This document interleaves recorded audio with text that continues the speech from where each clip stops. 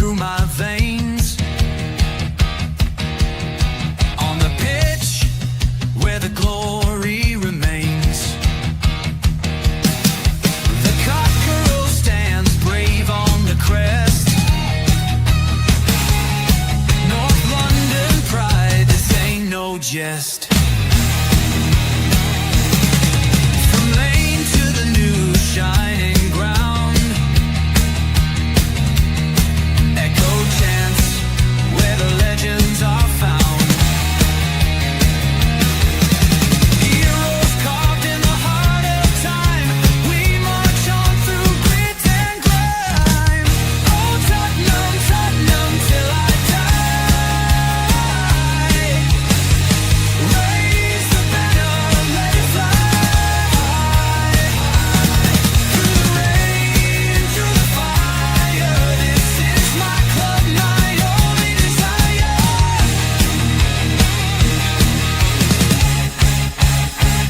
Oh Tottenham, Tottenham till I die. Raise the banner, let it fly. Through the rain, through the fire, this is my club, my only desire. Echoes of King and Greaves in the air. Every goal, the sound declares. Heartbeats pound like a drummer's song, marching forward, fierce and strong. We're the ones who rise in the clash. Numbers running in a white shirt dash. History burns in the roaring crowd. Every game we scream it loud. I'm Tottenham, Tottenham till I die.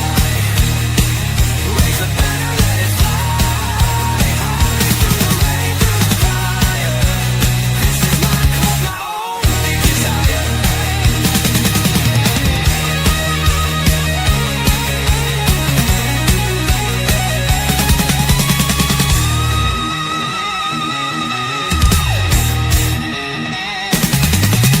We're the ones who rise in the clash. Numbers running in a white shirt dash. History burns in the roaring crowd. Every game we scream it loud. I'm Tottenham, Tottenham till I die. Raise the banner, let it fly. Through the rain, through the fire, this is my club, my only desire. Good afternoon, guys, and welcome to THFC TWD, Tottenham Till We Die. Why? Because Tottenham never dies. It just never dies. It continues to go day after day, year after year. And of course, that's why we tune in, right? Because we're just diehards. I'm, of course, your host for today, Steve Silver, filling in for the Dermatron, who is back from his holiday, but alas, he's going to take another day before he resumes his captain's chair here on Newsbeat and of course other programmings here on THFC TWD. So Dermo will be back tomorrow, and he'll get get the proper rest from his holiday. So we're certainly looking forward to that. I definitely want to thank everybody for tuning in today, and of course today is Father's Day, and I hope you guys have called your dads and let them know how much you love them, how much you miss them. And if you can get to your dads and do it in person, even better, man. Make sure you let them know and appreciate the grind that he went through over the course of the last year. So absolutely, all dads out there, it's absolutely phenomenal. Me, of course, I'm a father of 3 boys, and it was awesome hearing from him today. But all right. So of course this is Newsbeat, and before we get into it, man, make sure you hit the like and subscribe buttons, because we are on a race to 3,000 subs. And it's not just the subs, it's also the memberships as well too, because as this summer moves on, we already have guest lines up, and of course those are going to be membership only. So if you want to watch those interviews, man, make sure that you get your memberships in order. There are 3 different tiers of memberships as well too. And of course, the higher the membership, the more access you're going to have, including membership only videos as well too. So there's definitely an incentive to get that done. But I do actually want to. I do actually have a something else to show you as well too, because THFC TWD has been nominated for some YouTube awards, and we're going to get into that as well too. And of course, this channel has been nominated for best daytime channel, and also most underrated channel as well too. And so that is a massive and a massive humbling honor to be nominated. And of course, the guy that's carrying it all is the Dermatron, and it's nice to see him nominated, and THFC TWD nominated as well too. All the hard work that he puts in to bring you guys Spurs content, man. It would be nice. It would be nice to see that pay off. There is the address right there for you to go ahead and to vote. And take your time to peruse through the categories, but make sure that you show some love to the channel, because let me tell you, man, the hard work will definitely pay off, not just in subs, not just in memberships, but also the recognition of the hard work that is put in to be nominated. So definitely, we look at this as a collective between two different channels. Combining forces just to make it even better for you guys, and all the content, not just with breaking news, but also good interviews as well too. So yeah, definitely check that out. And let me just tell you guys that I'm very proud to be associated with THFC TWD, because from the American side of things, it's nice having an American perspective when it comes to Tottenham Hotspur, but also, for all those overseas that are kind of curious about Major League Soccer and the U.S. men's national team, it's nice. It's nice actually being that conduit to open your guys up just to football outside of the UK. So I'm definitely proud to be a part of it, and I definitely wanted to say thank you for all those that comment in the chats and those that tune in as well too. I'm absolutely humbled. And it's, and I can speak for Derma that, we're absolutely blessed that you would take time out of your day, especially on a day like this, to also watch Newsbeat. So let's go ahead and get into the chats real quick. We have David Clark, David Clark, who says, "Hi from Leicester. My son got me the Europa League final split Spurs Man City official final scarf for Father's Day. It with hanging proudly in my bedroom on my side of the bed, with the wife being from Leicester." That's actually awesome, and I'm glad your kid was able to do that. Casey Flockhart says, "FaceTime Lily back from his holidays, yet you must like it." I don't know what you're talking about, Lily. And transfer news for Chloe is coming to Tottenham again. I responded to you in the chat. I have no idea what you're talking about. I'd like to be illuminated a little bit more. Let's see. Dan Davenport says, "Hey, Steve, Bayern versus Auckland City was close game. It was 10-0 to Bayern." Yeah. See, here's the thing, man. I was debating if I was going to do a Club World Cup live stream this afternoon, but I just decided to do one. And of course, we're going to have Gold Cup action tonight from the U.S. men's national team versus Trinidad, live from San Jose, California. So we're going to be doing that at 6:00 Eastern, and I believe that would be 11 p.m. UK time. So definitely check that out over on Stateside Footy. We have Anthony Lynch, who says, "Any pick of Frank holding Spurs jersey or interviews? I can definitely find one if there is one available." I don't know if he's actually held his official press conference yet, but we'll get there. Wayne Bonner says, "Good afternoon, evening, everyone. Hope you're all well. I was close with my prediction of Auckland winning 1-0. That's funny." Wayne Bonner says, "It's nice. It would be nice for Dermot to win one of those categories. It's well deserved." Yeah, absolutely. I 100% agree, Wayne, and I think it would be awesome if that would happen. I'm right there with you. And yeah, it's so funny, Dan. It's absolutely funny that Bayern was able to do that. All right, let's get into it, because we do have some news and notes before we get into our main topic. And first of all, let's bring this one up. And this is coming from Milan.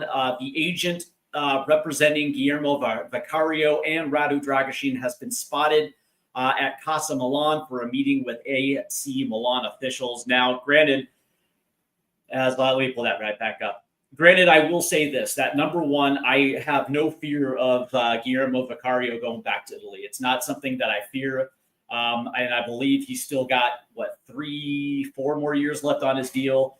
And there's absolutely there is no need for any type of worry about this. I think Vicario is entrenched as the number one keeper, and I think that's going to be that for the next couple of years. So from that standpoint, it's something to keep an eye on. I just don't necessarily put any stock as far as Vicario leaving the club. But that being said, Radu Dragusin is something that I would probably assume is going to leave the club. And I thought this year was, I thought the season was very illuminating, considering that the sample size of which we saw Radu Dragusin just was not good enough in my eyes. I don't know how you guys felt about it.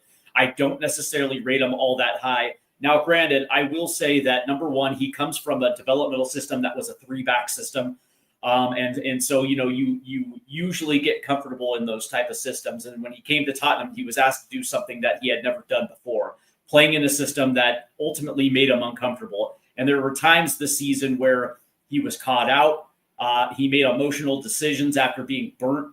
And I just think that once Kevin Danso came in, of course, he gets injured with the knee injury, but in the small sample size that we saw Kevin Danso this year, he was night and day better than in Radu Dragusin, and he looked far more comfortable on the pitch. And there were times where, when we were dealing with heavy rotation, and he ultimately ended up being the leader of the back four at certain points, especially down the stretch. And it looked like he was able to handle the responsibility a little bit. Now, granted, now we're coming into a whole new system, a whole new philosophy in which to play football under Thomas Frank. And so the question is Kevin Danso going to be able to be responsible enough to handle that? I would probably assume yes. But as far as Radu Dragusin goes, I think this would be an opportunity to not only do him right by moving him to another team in order for him to get a fresh start somewhere else in Europe, and being able to let him flourish. Because me personally, I think Radu Dragusin would be better off elsewhere, and I think Tottenham would be better off making sure that those wages and any type of transfer fee coming in for him would serve this club far more better. So I definitely don't put much stock into Guillermo Vicario going anywhere, but Radu Dragusin 100%. I would have no problem if he was shown the exit door. David Clark checks in real quick, and he says, "Sorry, but the Club World Cup is a scam, just a money-making fiasco, 100%. Just have to look at the makeup of the teams to see that football-wise, it's not being taken seriously." Now, here's the interesting part about this, right? 100%, you're correct. I would definitely believe everything that you just said. 100%. This is an opportunity a year ahead of the World Cup to test the waters as far as whether or not the American market would facilitate or accept a tournament of this stature. And judging by last night was the opening match of the tournament, and judging by the crowds, it definitely looks like the American soccer crowds are going to accept this tournament. We have a few MLS teams that are taking part of it, so especially in those cities, I can speak for Seattle. The Sounders, when they play at CenturyLink Field or Lumen Field or whatever the hell they're calling it these days, especially against teams like Atletico Madrid, PSG, and Botafogo, there's probably going to be sellout crowds there at Lumen Field. And I would assume as this tournament progresses, and especially with teams like PSG, Atletico Madrid, Real Madrid, where they don't necessarily come to the United States every summer, this would be an opportunity for them to actually be able, for even casual soccer fans, to be able to watch some of these big clubs from around the world compete on their shores. And that's what FIFA is hoping for. And so 100%, you're correct. I would agree with you on that one.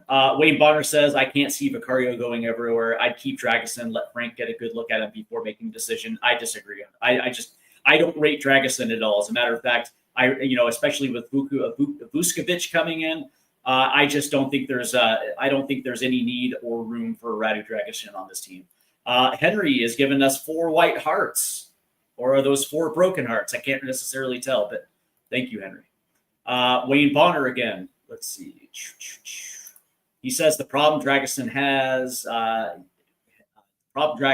is he spent most of the season in a makeshift back four. Yeah, but there was also times where he was playing with he was also playing with Van de Ven, and though both of those guys just looked uncomfortable.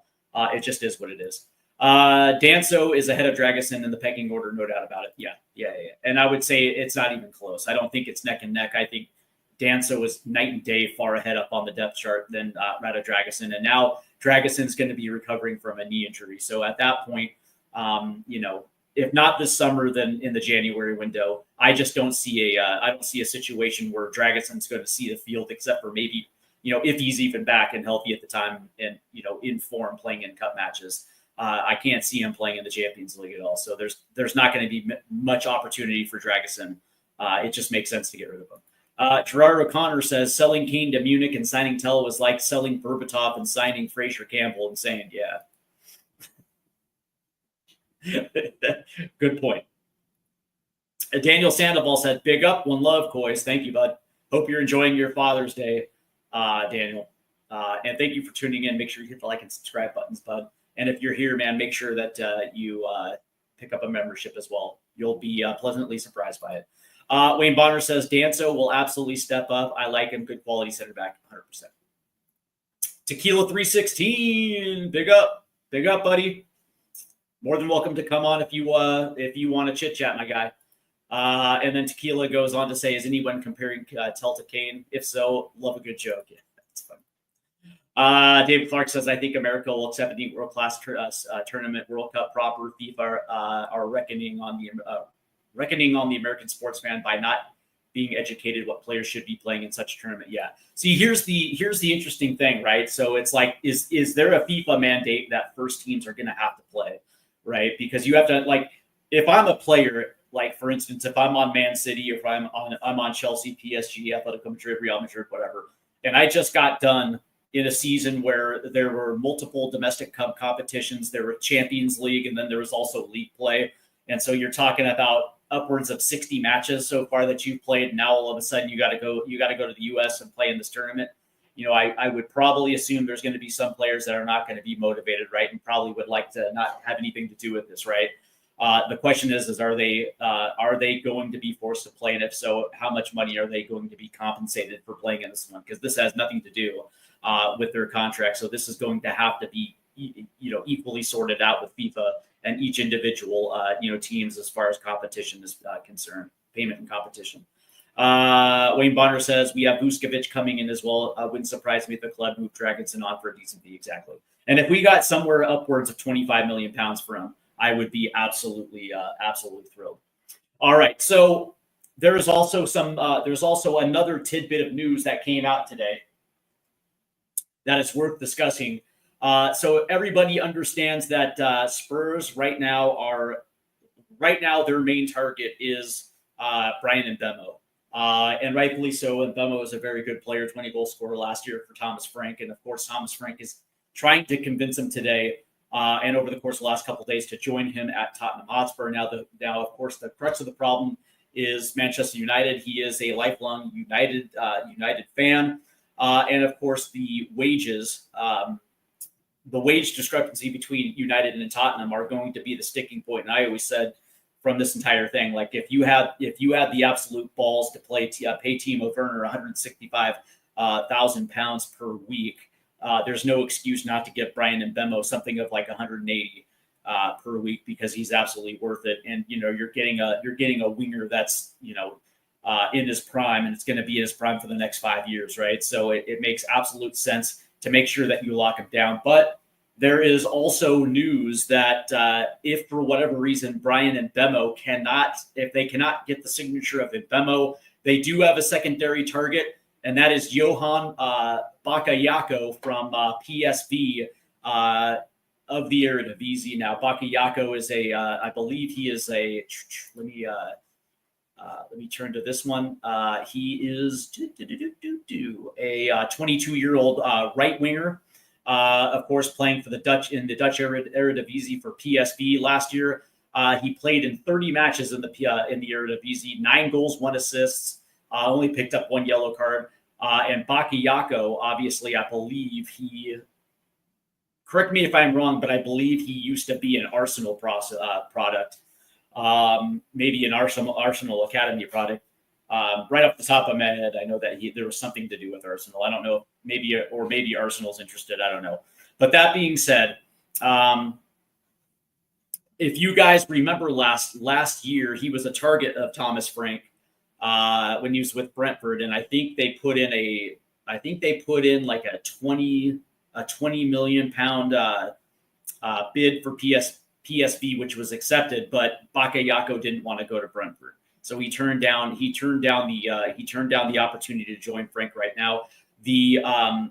From what I'm hearing right now is that he could be had for 17 million pounds. And that would be, me personally, I would absolutely love it because, you're talking about a 22-year-old winger that is ready for a step up in competition to the Premier League. And it adds to what is already forming. That would be a very good young core. Spurs are set to announce Nicolo Pisolo from AS Roma after his international duty, and of course now Mathys Tel is now through the door. And if they would be able to get a guy like Johan Bakayoko to add to Lucas Bergvall and Archie Gray and Mikey Moore, now all of a sudden Tottenham Hotspur has a nice little core of young players that are going to be able to develop around some experienced players.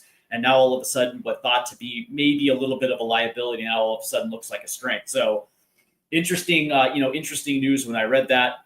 I like the fact that they're not necessarily throwing all their eggs into the Mbemo basket, that they do have a contingency plan if they can't necessarily get his signature. And getting a guy like Bakayoko, who absolutely thrived in the era of the VC last year, let me tell you, man, not a bad signing if they can get him. I think he's ready to go.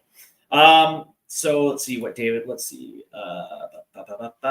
would a club tell people that Mbemo is on their main target over knowing that wages, that is after he continues to tell fans that they are targeting him? Why would a club tell people that Mbemo is their main target already knowing that what wages he is after continue to tell fans that they are still targeting him if they're not willing to pay such wages? Yeah, the interesting thing is I think I would probably assume that Tottenham understand that in order to get this done, they're going to have to up their wages, man. They're going to at least have to be on par with what Manchester United, if not a little bit better, and maybe have some escalators in his contract that is going to allow him to make more over the life of the contract. At this stage, that's exactly what this is, right? You're going to have to beat Manchester United as far as wages, and you're going to have to show that ambition because that's something that Mbemo most likely would sign on to. Let's see. Unita says, "Hi chat. We don't have the Frank is here. Forward in capitals letters. I say coys. Come on, you Spurs." So, all right. Now that that's out of the way, let's get to the main conversation topic today. Is that Mathys Tel has completed a 6-year deal from Bayern Munich. Obviously, last year he was on loan, in which Spurs paid $7.3 million loan fee last year. Now all of a sudden, Mathys Tel is back. The actual number of the deal was 29.8 million pounds, which is actually, if you ask me, I thought that might have been a little high. Now, Mathys Tel, I think he made 13 appearances last year, 11 of them in the Premier League, and I think he only had 1-2 goals somewhere around there. Not exactly, it wasn't necessarily electric, but that being said, we can make all the excuses in the world. Coming from a different country, coming from a different system, and now all of a sudden you're coming into a situation where there's injuries galore, and now all of a sudden you're put into the starting 11. You're asked to do something that I don't think he was necessarily capable of handling at that point. But I thought there were times where Mathys Tel looked good. We're talking about a naturally developed striker that was playing out on the left side. Now, granted, in his history, he has played on the left and the right, so he does give you some continuity among the, of course, all throughout the attacking third. But that being said, the question that I have for this one is, where is exactly Mathys Tel's natural position going to be under Thomas Frank? Is that going to be an understudy for a guy like Dominic Solanke at the striker position, or is this going to be more of a winger position? or if they're going to play two up top, is it going to be almost like a false nine inside forward position, which I actually think that Mathys Tel could possibly thrive in. One of the things that started becoming, illuminating was the fact that Tel's value was better with Tottenham Hotspur than Bayern Munich. I don't think Bayern Munich really wanted him anymore, especially now that Harry Kane has essentially established himself there. There just wasn't going to be an opportunity for him to get minutes. And so it made sense last year. But the question was what was going to be that number, because I know that the first originally asking number was 60 million, and that's actually almost laughable to even suggest that a Mathys Tel is at that level where he can command a transfer fee like that. And considering that, Bayern Munich still owed him $30 million, this is exactly what, as far as I'm concerned, that Mathys Tel came back to Tottenham on a free. Well, let's understand, like, it was essentially free because, of the 30 million pounds that Bayern Munich still owed, this comes in at 29.8. So it's essentially a wash. So it, really at the end of the day, it ended up being, Harry Kane essentially for Mathys Tel as all the monetary things ended up working itself out. And of course, now they have locked him in for on a 6-year deal. So me personally, I would have topped out at 25 mil. I just think that, when I see this number, it almost feels like Spurs are playing a little bit for the high side of Mathys Tel, which is not necessarily for this season, but for a couple seasons down the road, if he continues to develop. I think he's going into his age 20 season right now. So you're still 4 years away from him reaching his prime. So there's still going to be a developmental curve. One thing I will say about Mathys Tel, he looks comfortable at the Premier League playing the English game, which is a little bit more physical, which is far more high paced. And it didn't seem like he got lost. It's an issue of, continuing to develop and making sure that, your spatial awareness, depending on what position you're playing, so your tactical fluidity, and that's just continuing to sharpen that iron, because it looked like at times it looked at times that he was able to handle certain defenders, but at times it looked like he got lost. Maybe trying to play hero ball every once in a while. That was certainly down the case, the stretch down the case. As Spurs were rotating in the Premier League. And, I just remember the match against Wolves, the match against West Ham, where instead of utilizing his teammates on the overlap, he was trying to play a little bit of the hero ball, trying to do whatever he can to put a ball on net. And it's also recognizing that you have teammates that are around that can help you out, and being more of a team player. And I just think that, a young kid like that was just trying to, make his mark. And give fans something to talk about. But there was also the rumors that came out that Ange Postecoglou was furious about him in training because he just was not putting forth the effort. So there's also some questions about attitude and his willingness to be coached. So that being said, Spurs obviously felt that they wanted him back, and so I guess congratulations. Officially, that's their first signing of the summer period. But that being said, we know that Nicolas Pasoli is going to be coming in, and there's also the potential for Brian Mbemo. So it looks like Thomas Frank is doing his job and working pretty quick. So let's see what we got here. Wayne Bonner offer Mbemo £250,000 a week plus bonuses and get it done if that's what it takes. I think that might be a little high for Mbemo, but if it was like 185. Let's say if it was like 185 with bonuses that could top out depending on performance bonuses, like if you play X amount of games and you can get to the 15 or 20 goal mark, then yeah, performance incentives with a base of like 185, yeah, 100%. I would be all for that. David Clark says, today showed how far Mikey Moore is away from the starting 11, in Spurs' first 11. He scored a late equalizer for England's U19, so he's not in the U21 European Championships, even though he's 18 years old. Yeah. The interesting thing, though, is it's like, I guess the question is,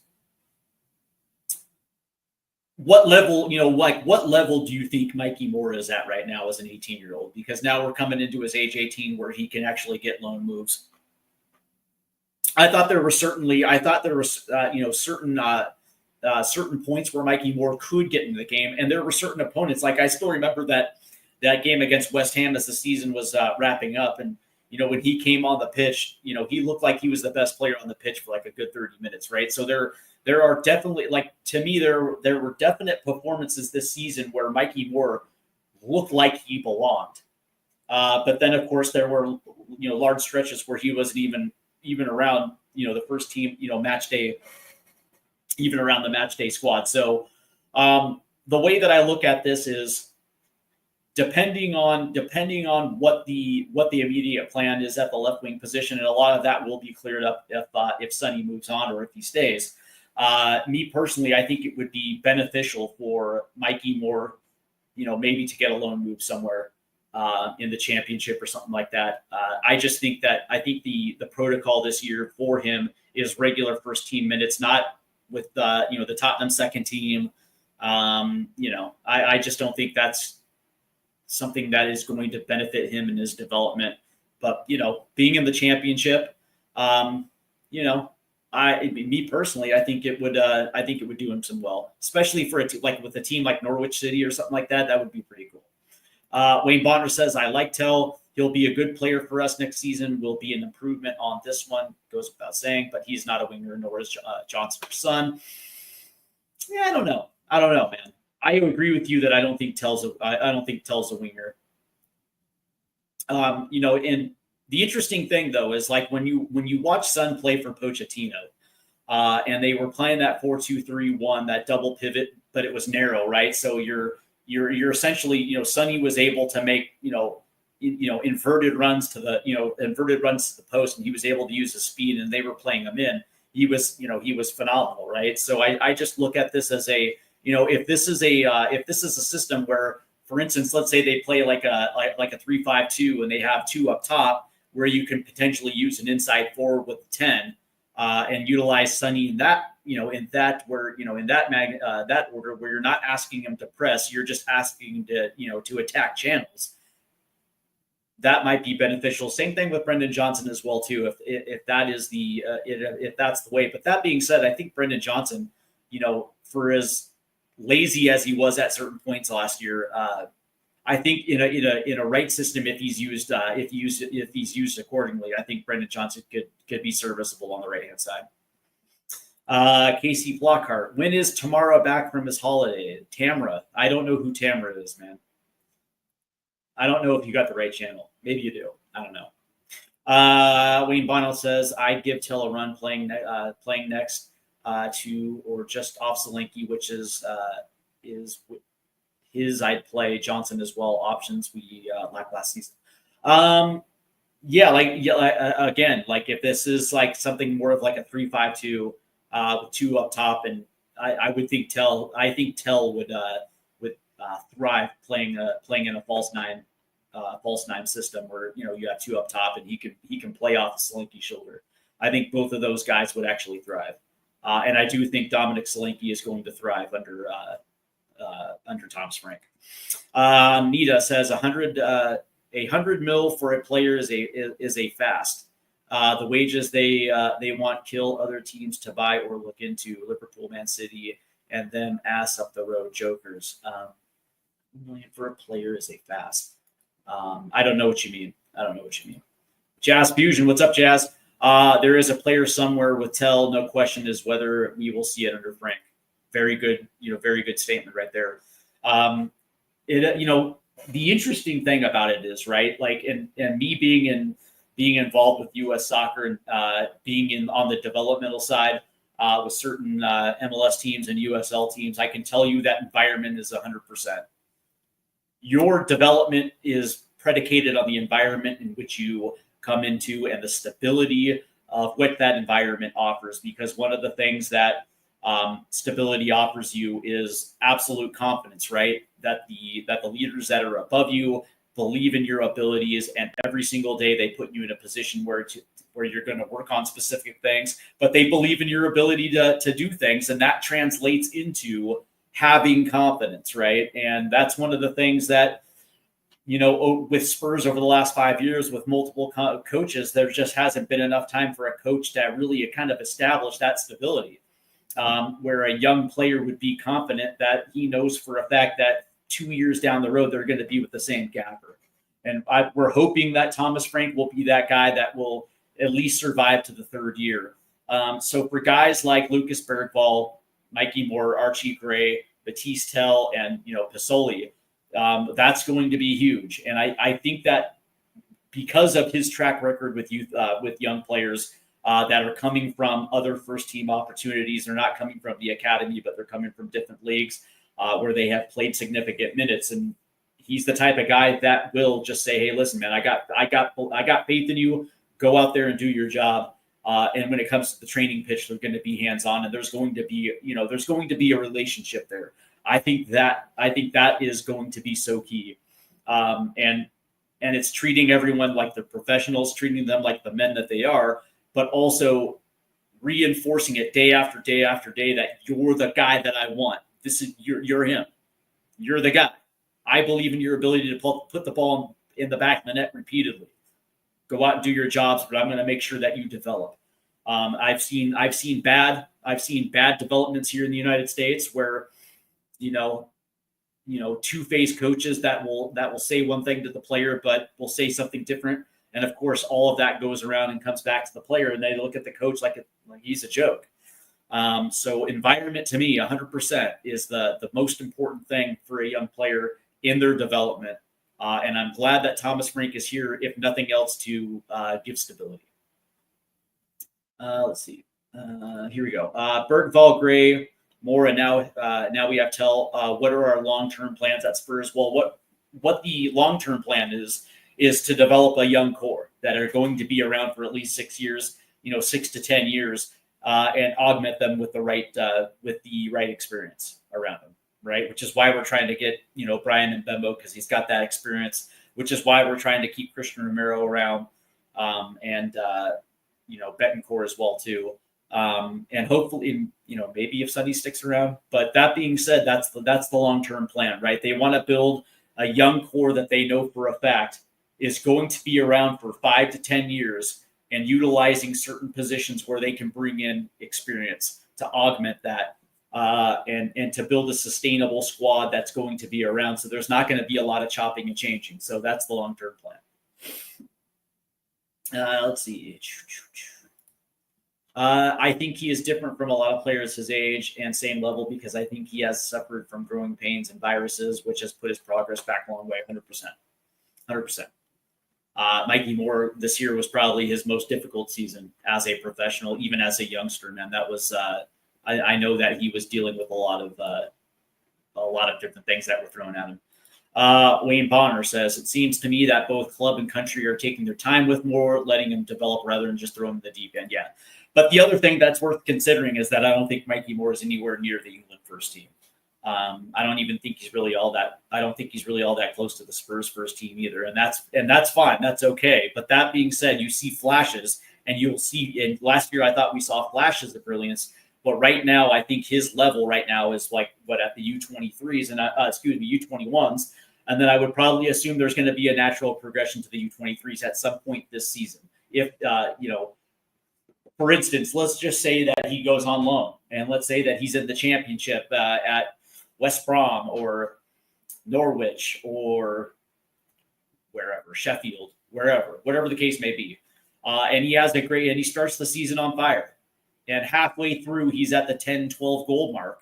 I could probably see scenarios where then he gets moved up to the U23s, because that would, to me, that would kind of be that natural progression at that level, understanding that not only can you hang at the championship, but you're also producing at the championship level. And that would show those with the FA that there's a natural progression, that you're ready to take that next step. But that being said, as far as Tottenham Hotspur, if he were to get regular minutes and make most of it and do it, where I guess you could use the term like do it with flair, do it with gusto, where you're actually letting Thomas Tuchel look at that body of work, maybe for a friendly, man, maybe when they're rotating rosters, and they're playing somebody like San Marino or Andorra, or name some crappy European nation, maybe Mikey Moore could get his first team cap. Don't know. And perhaps with England's situation, each one had enough quality players set as a group, and so they put more on the U19s. But that being said, I don't know. I don't know the England situation as far as the. I don't understand their situation right now between the senior team, the U23s, 21s, 19s, stuff like that. So I would probably trust your word more than I just don't know. I don't pay attention all that much to the England program. So David Clark, but when Son made inverted runs, he had every passer as a striker, and Harry Kane setting them up. Spurs don't have that player. Yeah, you're right. You're right. And that's why I was 100% against Harry Kane leaving. He was just that guy. He did so much more for this attack than just scoring goals. And just him being on the field and like the interesting thing, I remember seeing this all the time. It's when the score was late and it was 1-1, and you saw defenses shading defenders over to Harry Kane that would leave Son in advantageous positions, 1v1 situations, or even situations where he was left 1v1 with the keeper. They were so keyed in on Harry Kane, not allowing Harry Kane to destroy him, that I hate to say this, that in many ways Harry Kane made Sonny. Let's see, Nita, I mind when they buy them at that price. The wages kill other clubs that have a chance to buy wage demand. Are you saying that because of the Big Six or the richer teams that get into bidding wars, is that it takes away from the lesser teams being able to participate and potentially getting those players? I'm just kind of curious about your statement, Nita. But I will say this, that to assume that a team like Fulham or a team like Brentford or Bournemouth wouldn't be able to compete with this, I think it's kind of hogswash, to be honest with you. They do, yes, they play in smaller stadiums, but they do make a significant amount of revenue.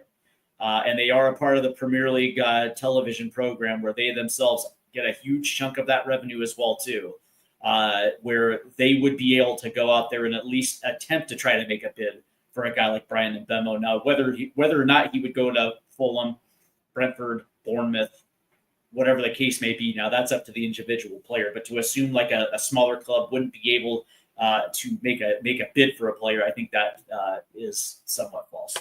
That's just my personal opinion on that. David Clark, a developed young core in the academy, not as part of the Premier League first team squad in Champions. You developed a young core in the academy, not as part of it. Yeah, I guess. I don't know, man. That's the thing. It's like I just think you and I have a different idea on what the academy is there for. Me personally, I think the academy should be there for profit.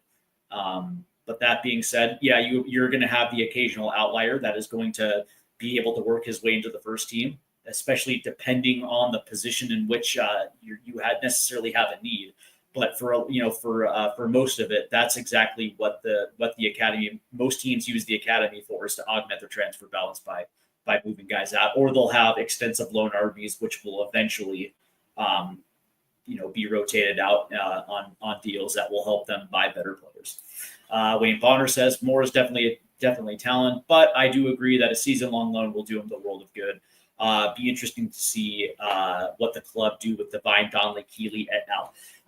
So me personally, now, again, it just depends, right?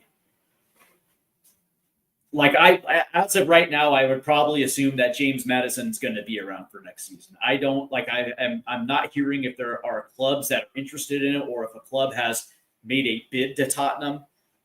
So we can kind of gauge exactly what Tottenham's true interest is with James Maddison, whether they accept something or not. He's going to be around. And if that's the case, he's probably your starting 10. I would just assume that that's going to happen next year. So, and depending on the the formations and the tactics that are going to be used, whether or not there's going to be 2 10s on the pitch at certain points, I would probably assume that second 10 position is probably going to go to Dejan Kulusevski, right? He's probably going to be manning that. And of course, then you have Lucas Bergvall, then you have Papsar as well too, right? So there's going to be rotation beneath those two guys. In order for Jamie Donnelly to break into this first team, he would have to do something, so impressive in the preseason, not just in the matches that he plays, but also in the training as well too. Like he has to come, into camp 2 guns a-blazing and do something so impressive that it makes Thomas Frank say, you know what, I actually think that he took what he did last year in League One, and now he's ready to take it to that next level. And you see that come together on the training pitch. But that being said, I also look at this as an opportunity for Tottenham to sell high of Jamie Donnelly because of what he did last year at Leyton Orient. And for me, if there is a situation where you can get close to £20 million for him or Josh Keeley, which I hate to say this, I think Josh Keeley's low on that pecking order when it comes to the goalkeepers. And generally, you really only need 3. Really, you only need 2, but 3, usually you keep 3. I don't think you need to keep 5.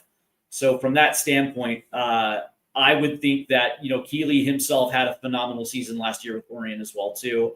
And there's a possibility where you might be able to get 40 extra million pounds to your transfer budget just with those 2 guys as well, too. Alfie Dorrington, who's the other, that center back that was on loan this year, too. His name is slipping me right now. But Will Lancashire, some of those guys, man, listen, there's always going to be a revolving door in the academy. And so, one of the things that I know for what's going to happen with Paratici is they're going to focus on the academy and making sure they're going to have young, talented youngsters come through the doors of their academy because they want them to get through the academy relatively quicker and have an impact on their second team, so they can come in, go out on loan, and then the year after, be sold. That is the model in which I would probably assume that Daniel Levy and Paratici want as a baseline, just from a baseline of profit, being able to add to your transfer budget.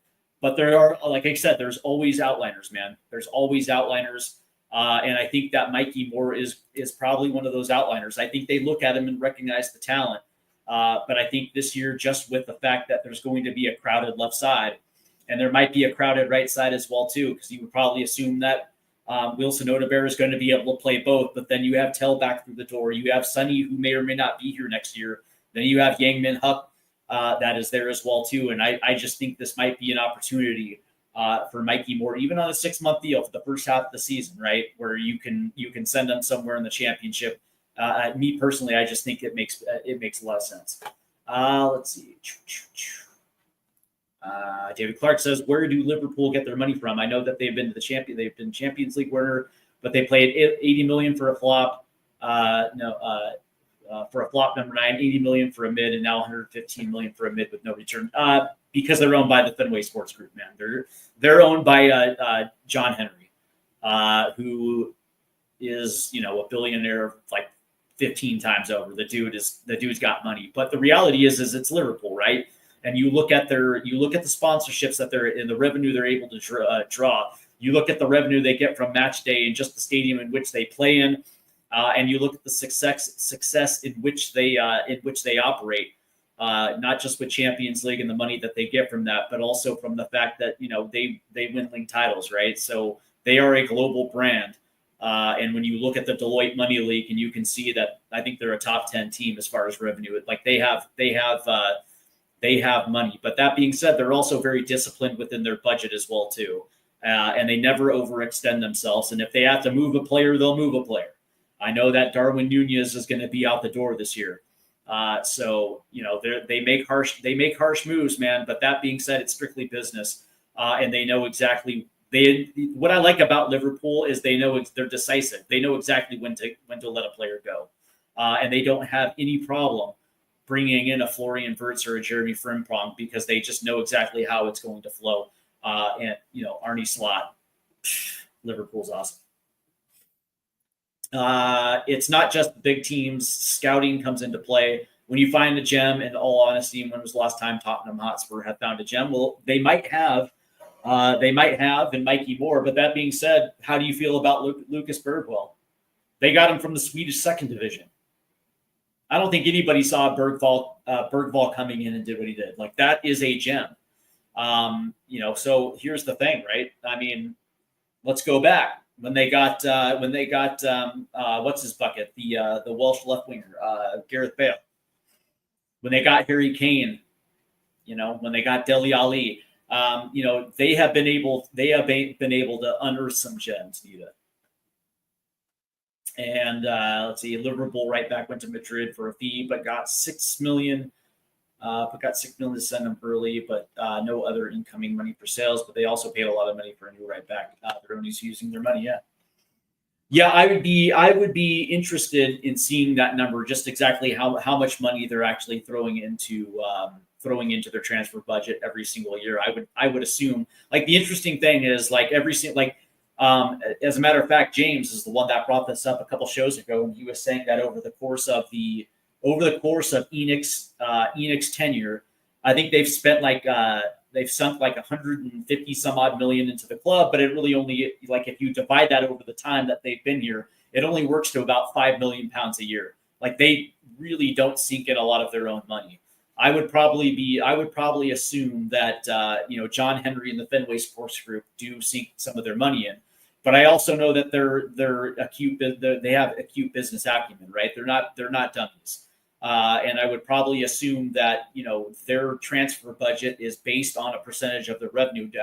Now the question is like, are they the type of guys, is Liverpool the type of team where their owners are going to pocket some of that profit, or are they going to reinvest that profit into the product that's on the field? Because I think one of the things that what Liverpool does, what Arsenal does, what Man City does, what Newcastle tries to do, is they understand that the product is actually on the field.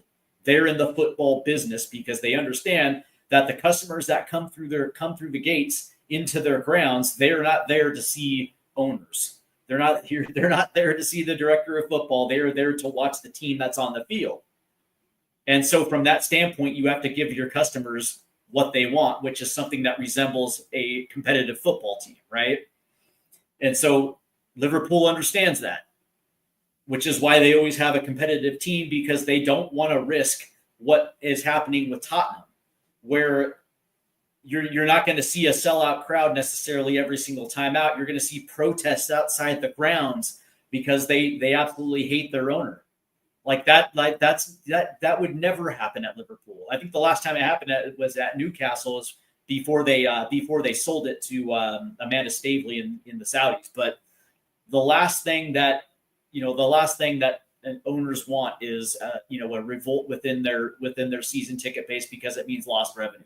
And so the best way to avoid it is make sure that you have a competitive football team every single year. It's something that I don't think Enoch understands. I could be wrong, but that's going to do it for me. I'm going to let you guys go to get back to your Father's Day Sundays. And again, I hope you guys are enjoying the day, because I know that as a father myself, the grind over the last year has just been absolutely hellacious, and to be able to get recognized for the work that I do from my own kids, man, it was awesome. David Clark, it's awesome that your son gave you that scarf, man. That actually made me happy. By the way, so if you're in Leicester, man, are you a supporter of the Foxes? Are you okay that they're going to go drop down to the championship? I'm just kind of curious, man. So quick little programming is that I was thinking about doing a Club World Cup match today. But of course, the U.S. men's national team kicks off tonight at 6:00. And so my focus will be on the U.S. men's national team against Trinidad and Tobago, which you can see tonight on Stateside Footy. So definitely work your way over there, because let me tell you, man, I will say it, like, this is a massive tournament for the U.S. men's national team after the debacle of the two friendlies against Turkey and Switzerland, after the debacle that was the Nations League, in which they lost to Panama and Canada. Actually, last summer, it even goes back to last summer when they were the first host nation of the Copa America to go out in the group stages. So right now, I would say that within the fan base of the U.S. men's national team, morale is low. But what could lift their spirits is them winning the Gold Cup, a tournament that they've dominated. So just to get some momentum heading into World Cup 2026, because this is the last tournament, last string of competitive matches before that. So very big tournament for the U.S. That kicks off tonight at 6 on Stateside Footy. I hope to see you all guys over there as well too. But before we go, man, make sure that you hit the like and subscribes, and because we are in a race here at THFC TWD, we are a race to 3,000, and we want to get there by the end of the 2025-2026 season. But it would be nice if we can hit it during these summer months prior to the season. I think it's going to make everything that much more better. But I will say that what I will say is that it's not just about the subs; it's also about the memberships as well too. Because we have lined up some really good guests that are going to be membership only. So if you want to be a part of that, man, make sure that you get your memberships across, because there's 3 different levels, which are extremely affordable. So it's not going to break your wallet, and it lets you know that you are engrossed here in the Spurs community here on THFC TWD. So make sure you get all that. Get all that taken care of. So I want to wish you guys a very good Sunday, and I hope you guys have enjoyed your Father's Day. Dermatron will be back tomorrow, so you guys get your boy back, and let him know that you appreciate him, and make sure you head over. Make sure you head over to this website right here, and make sure you vote THFC TWD in the categories, and let's do something nice for Dermatron, and let's give him a nice shiny award. You guys have a great afternoon. Eyes on the